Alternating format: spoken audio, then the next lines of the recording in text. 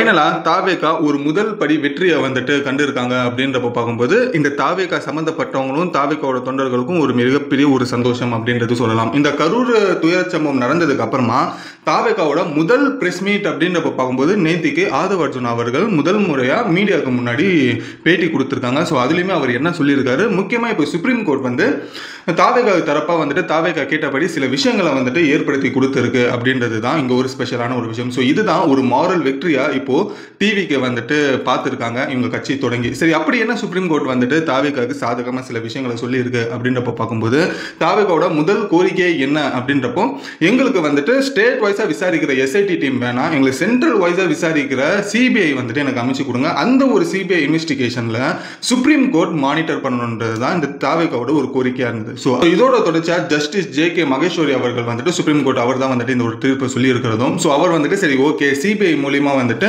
இந்த ஒரு கரூர் ஸ்டாம்பேட்ல என்ன நடந்தது அப்படின்ற ஒரு விஷயம் கண்டுபிடிக்கட்டும் அப்படின்றது சொல்றாங்க. அது கூட வந்துட்டு இன்னும் சில வழிமுறைகளை சுப்ரீம் கோர்ட் சொல்லியிருக்காங்க. என்ன அப்படின்றப்ப பார்க்கும்போது இந்த ஒரு SIT team state wise Tamil Nadu வைஸா வந்துட்டு தமிழ்நாடு போலீஸும் இல்லைன்னா தமிழ்நாடு அஃபிஷியல்ஸும் வந்துட்டு விசாரிச்சுட்டு இருந்தாங்க இல்லையா, இது வரைக்கும் நீங்க என்னெல்லாம் விசாரிச்சிருக்கீங்களோ அது எல்லாத்தையுமே இப்போ வந்துட்டு நீங்க சிபிஐ கிட்ட கொடுங்க. ஸோ சிபிஐ வந்துட்டு இதுக்கப்புறமா விசாரிச்சு என்ன நடந்திருக்கு அப்படின்றது வந்துட்டு சுப்ரீம் கோர்ட்டுக்கு வந்துட்டு ரிப்போர்ட்டா கொடுக்கட்டும் அப்படின்ற ஒரு விஷயத்த சொல்லிடுச்சு. ஸோ இதுக்கப்புறமா நம்மளோட தமிழ்நாடு போலீஸோ இல்லை தமிழ்நாடு சேர்ந்தவங்களும் யாருமே இதை பத்தி வந்துட்டு விசாரிக்க கூடாது அப்படின்றது ஓப்பன் ஸ்ட்ரைட் அண்ட் ஃபார்வர்டா சுப்ரீம் கோர்ட் சொல்லிடுச்சு அப்படின்றது தெரிஞ்சுக்கங்க.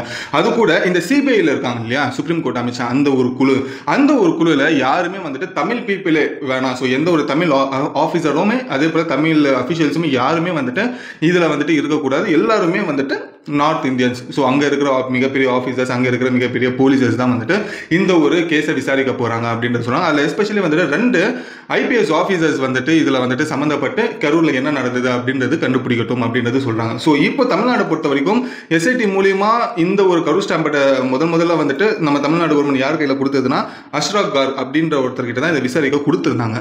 இப்போ சுப்ரீம் கோர்ட் என்ன சொல்லுதுன்னா அஷ்ராக் கார்க் இதை விசாரிக்க கூடாது, அதுக்கு பதிலாக அஜய் ரஷோத்தி அப்படின்றவங்க வந்துட்டு இதை விசாரிக்கட்டும் அப்படின்ற ஒரு விஷயத்தையுமே சொல்லியிருக்காங்க. ஸோ கம்ப்ளீட்டடாக பார்க்கும்போது இப்போ இந்த ஒரு கரூர் கேஸ்ன்றது சிபிஐக்கு மூவ் பண்ணியிருக்காங்க. இதில் வந்துட்டு எந்த ஒரு தமிழர்களுமே வந்துட்டு இன்வால்வ் ஆகலை, எந்த தமிழ் ஆஃபீஸர்ஸுமே இன்வால்வ் ஆகலை அப்படின்றது தெரிஞ்சுக்கங்க. ரெண்டாவது விஷயம், சுப்ரீம் கோர்ட் வந்துட்டு ஹைகோர்ட்டை பார்த்து சில கேள்விகளை கேட்குறாங்க. என்ன அப்படின்றப்போ, கரூரில் வந்துட்டு இந்த சம்பவம் நடந்தது, இந்த கரூர் சம்பவத்தை வந்துட்டு மதுரை ஹைகோர்ட்டில் வந்துட்டு விசாரிக்கணும், ஓகேவா? ஆனால் இதில் ஹைகோர்ட் வந்துட்டு எதுக்கு இன்வால்வ் ஆகி எதுக்கு ஒரு கட்சி தலைவரை கிரிட்டிசிசம் பண்ணாங்க?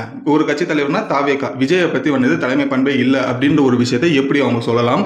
அதே போல வந்துட்டு மதுரை கிளை எடுக்க வேண்டிய முடிவுகளை எப்படி வந்துட்டு ஹைகோர்ட் வந்துட்டு முடிவு எடுத்து இந்த எஸ்ஐடி ஃபார்மா இருக்கட்டும் இல்லைனா வந்துட்டு போலீஸ் சம்பந்தப்பட்ட சில விஷயங்களா இருக்கட்டும் இது எல்லாமே எப்படி முடிவு எடுக்குது அப்படின்ற ஒரு விஷயத்தை கேள்வி கேட்டிருக்காங்க.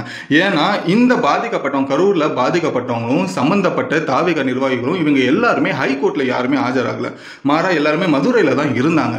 ஸோ அப்படி இருக்கும்போது மதுரையில தான் வந்துட்டு இதுக்கான ஒரு தீர்ப்புன்றது கொடுக்கணும், அவங்க தான் வந்துட்டு இதை வந்துட்டு செயல்படுத்தணும். அதுக்கு பதிலாக ஹைகோர்ட் வந்துட்டு இதுக்கு ரியாக்ட் பண்ற ஒரு விஷயம் எப்படி சரியானதா இருக்கும்? ஈவன் தோ இந்த ஒரு விஷயம் சொல்லும்போது விஜயை வந்துட்டு கிரிட்டிசிசம் பண்ணும்போது கூட ஹைகோர்ட்ல சம்பந்தப்பட்ட ஆள், அதாவது விஜயோ இல்லை தாவேகா நிர்வாகிகளோ யாருமே கிடையாது. அப்படி இருக்கிற பட்சத்தில் ஒரு சிங்கிள் பெஞ்ச் ஒரு குழு வந்துட்டு எப்படி இதை வந்துட்டு செயல்படுத்த முடியும் அப்படின்னு சொல்லி இப்போ சுப்ரீம் கோர்ட் ஹைகோர்ட் கிட்ட ஒரு கேள்வியை கேட்டிருக்காங்க. இது முதல் கேள்வி. ரெண்டாவது கேள்வி என்ன அப்படின்னு பார்க்கும்போது இப்போ போலீஸ் கிட்டயுமே சரி அதே போல கவர்மெண்ட் கிட்டயுமே சரி ஓவர் நைட்ல எப்படி 41 பேரை போஸ்ட்மார்ட்டம் நீங்க பண்ணீங்க அப்படின்ற ஒரு விஷயத்தையுமே ஒரு விளக்கத்தையுமே கேட்டிருக்கு. ஸோ இப்போ ஸ்டேட் கவர்மெண்ட்டும் வந்துட்டு சுப்ரீம் கோர்ட்டுக்கு பதில் சொல்ற ஒரு இடத்துல இருக்காங்க. அதே போல இப்போ மெட்ராஸ் ஹைகோர்ட்டுமே சுப்ரீம் கோர்ட்டுக்கு ஒரு பதில் சொல்ற ஒரு இடத்துல இருக்காங்க. ஸோ இப்போ சுப்ரீம் கோர்ட்டுக்கு இவங்க 2 பேரும் பதில் சொல்லணும் அப்படின்றது முதல் விஷயமா தெரிஞ்சுக்கங்க. ஸோ இதுக்கு அப்புறமா மூணாவது விஷயம் என்னன்னா, சுப்ரீம் கோர்ட் வந்துட்டு நம்மளோட ஸ்டேட் கவர்மெண்ட் தமிழ்நாடு கவர்மெண்ட்டுக்கும் தமிழ்நாடு போலீஸ்க்குமே வந்துட்டு ஒரு விஷயங்களை வந்துட்டு அப்ரோச் பண்ணியிருக்காங்க. இந்த ஒரு கரூர் சம்பவத்தில் பொறுத்த வரைக்கும் உங்களுக்கு ஏதாச்சும் வாதங்கள் இருக்குன்னா நீங்க சுப்ரீம் கோர்ட்டில் சொல்லலாம். ஸோ உங்களுக்கு ஏதாச்சும் ஒரு ப்ரூஃபோ இல்லை உங்களுக்கு ஏதாச்சும் ஒரு விஷயங்களும் நீங்க வந்துட்டு இந்த கரூர் சம்பவத்தில் பத்தி பேசணும் தெரிய வைக்கணும்னா டாட்டா நீங்க சுப்ரீம் கோர்ட்டுக்கு சொல்லலாம் காமிக்கலாம் அப்படின்ற ஒரு விஷயத்தையுமே சுப்ரீம் கோர்ட் அறிவுறுத்தி இருக்காங்க நம்மளோட ஸ்டேட் கவர்மெண்ட்டுக்குமே போலீஸுக்குமே அப்படின்றது தெரிஞ்சுக்கங்க. இந்த சுப்ரீம் கோர்ட்டோட விஷயங்கள் எல்லாம் முடிஞ்சதுக்கு அப்புறமா ஃபைனலா இப்போ வந்துட்டு ஆதவ் அர்ஜுனா அவர்கள் தாவேகால இருக்கார் இல்லையா, ஸோ அவர் வந்துட்டு முதல் முறையாக பிரஸ் மீட்டை வந்துட்டு மீட் பண்ணார். இது ஏன் நான் முதல் முறையை சொல்றேன் அப்படின்றப்போ, கரூர் ஸ்டாம்பேட் நடந்து அடுத்த வந்து முதல் ஒரு விஷயம் வந்தது என்னன்னா, சின்ன சின்ன அறிக்கைகள் வந்தது 20 லட்ச ரூபா ஒரு ஆளுக்கு அப்படின்னு சொல்லி. அதுக்கப்புறமா வந்துட்டு ரெண்டாவது விஷயம் விஜயண்ணாவோட வீடியோ வந்தது. மூணாவது வந்துட்டு ஃபோன் கால் வீடியோ கால் மூலியமா வந்துட்டு பாதிக்கப்பட்டவங்க கிட்ட விஜயண்ணா பேசினார். ஸோ இதோட தொடர்ச்சியாக இது எல்லாமே விர்ச்சுவலாக நடந்தது. ஸோ நேராக போயிட்டு ப்ரெஸ் மீட்டையோ மக்களையோ சந்திக்கிற ஒரு தருணம் அப்படின்றது இருக்கு இல்லையா, அது வந்துட்டு ஆதவ அர்ஜுனா முதல் முறையாக ப்ரெஸ் மீட்டுக்கிட்ட இந்த கரூர் பிரச்சனை சம்மந்தப்பட்ட விஷயங்களை பேசியிருக்காரு நேத்திக்கு. அதில் அவர் சொல்கிற ஒரு விஷயங்கள் என்ன அப்படின்றப்ப பார்க்கும்போது நீதி வெல்லும், அதுக்கப்புறமா வந்துட்டு உண்மை எப்படி இருந்தாலும் வெளியில் கொண்டு வரும் அப்படின்றது ஏகப்பட்ட விஷயங்கள் அதில் சொன்னார். அதில் சொன்ன ஒரு முதல் முக்கியமான ஒரு விஷயம் என்ன அப்படின்றப்போ, பாதிக்கப்பட்ட 41 குடும்பங்கள் இருக்காங்க இல்லையா, ஸோ அந்த 41 குடும்பங்களை தத்தெடுத்துக்கிறோம் அப்படின்ற ஒரு விஷயத்த தாவேகா தரப்புலேருந்து அவர் சொல்கிறார். ஸோ விஜய் அண்ணனும் ஸோ தாவேகாவோட அந்த கட்சியுமே வந்துட்டு இந்த 41 குடும்பங்களை வந்துட்டு நாங்கள் தத்தெடுத்து அவங்களுக்கு தேவையான எல்லா விஷயங்களையுமே நாங்கள் பண்ணுவோம், அவங்களுக்கு பக்கபலமாக நாங்கள் இருப்போம் அப்படின்னு சொன்னோம். ஸோ இந்த ஒரு விஷயம் ஒரு புது மேட்டராக இருக்குது. ஏன்னா பொலிட்டீஷியன்ஸ்க்கு பொறுத்த வரைக்கும், தமிழ் பாலிடிக்ஸில் பொறுத்த வரைக்கும் இந்த மாதிரி பாதிக்கப்பட்டவங்களை ஒரு கட்சியை தத்து எடுக்குது அப்படின்ற ஒரு பட்சத்தில் இது ஒரு புது விஷயமா இருக்குது. ஸோ மேபி இது அடுத்தடுத்த தலைவர்கள் வந்துட்டு இதை கவனிப்பாங்க, இதே போல வேறு ஏதாச்சும் ஒரு விஷயங்களை பண்ணுவாங்க அப்படின்றத நினைக்கிறேன். ஏன்னா இந்த மாதிரி ஒரு விஷயம் எந்த ஒரு கட்சி தலைவர் சொல்லியும் நம்ம பார்த்ததில்லை. ஏன்னா ஒரு கட்சி தலைவர் டக்குன்னு ஒரு காசு எடுத்து கொடுக்குறதோ இல்லை அவங்களுக்கு தேவையான ஒரு ஆறுதலோ சொல்லுவாங்க. பட் இதை தத்தெடுத்துக்கிறோம் அப்படின்ற ஒரு விஷயம் இவர் பேச்சுவார்த்தையாக சொன்னாரா இல்லை உண்மையிலேயே அந்த 41 பேருக்கு பக்கபலமாக கடைசி வரைக்கும் இருப்பார்ன்றது போக போக தான் பார்க்குறோம். இன்கேஸ் அப்படி ஆயிடுச்சு அப்படின்ற பட்சத்தில் இது தமிழ் பாலிடிக்ஸில் ஒரு புது விஷயமா இருக்கும். ஸோ அந்த ஒரு விஷயத்தை தாவேகா தான் முதல் முறையாக பண்ணது அப்படின்ற ஒரு வரலாறுமே அமையும்ன்றது எந்த சந்தேகமும் இல்லை. ஸோ இப்போ எல்லாத்துக்குமே வந்துட்டு ஒரு டவுட் வரும். ஸோ அவ்வளோதான் இதோட இந்த கரூர் பிரச்சனை முடிஞ்சிச்சா அப்படின்றது கேட்டிங்கன்னா கண்டிப்பாக இல்லை. இதுக்கப்புறமா தான் இது தொடங்குது. ஏன்னா இது வரைக்கும் தமிழ்நாடு கவர்மெண்ட் தான் இந்த ஒரு கேஸை பார்த்துட்டு இருந்தாங்க. இப்போ இந்த கேஸ் வந்து சென்ட்ரல் லெவலுக்கு இப்போ போக ஆரம்பிச்சிருச்சு.